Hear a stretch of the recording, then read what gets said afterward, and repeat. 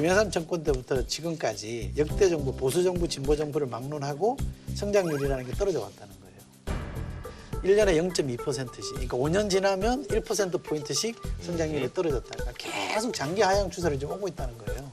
그러니까 이 하향 추세를 왔던 이 해법 가지고는 안 되는 거기 때문에 그래서 저는 사케가 안 된다는 겁니다. 그래서 새로운 방법을 써보자고 한 게 소주잖아요. 그러면 이것 자체에 대한 필요성은 충분히 공감할 거라고 봅니다. 그것이 얼마나 효과가 있느냐에 대해서는 지적을 해야 되죠. 그러나 제가 이것 한 자체가 말- 틀렸다고 제가 말하는 거는 동의하기 어렵죠. 예. 아, 그럼 옛날로 돌아가면 내가- 더 떨어지는 거밖에 더 있을까요? 아니 그게 지금 안 맞다는 거라.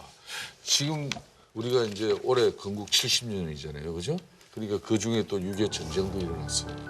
그런 전쟁표 속에서도 이 세계 10위권의 경제 대국이 됐다는 것은 지금까지 펼쳐온 이 경제 정책들이 좋으나 그저나 대한민국을 세계 10위권의 이 반석을 올려놓은 거예요.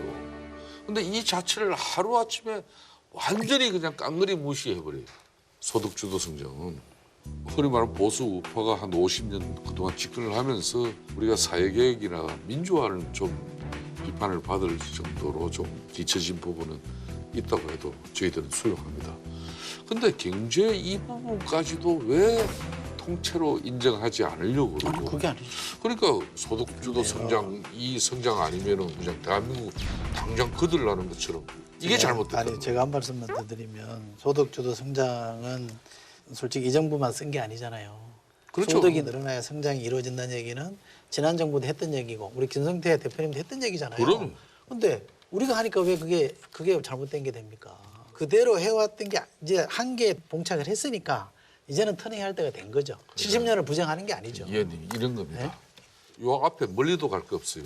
박근혜 정부 때 당시 초이노믹스라 그래가지고 최경환 경제부총리가 바로 이 소득주도 성장 비슷한 그렇죠. 걸 했습니다. 그렇죠.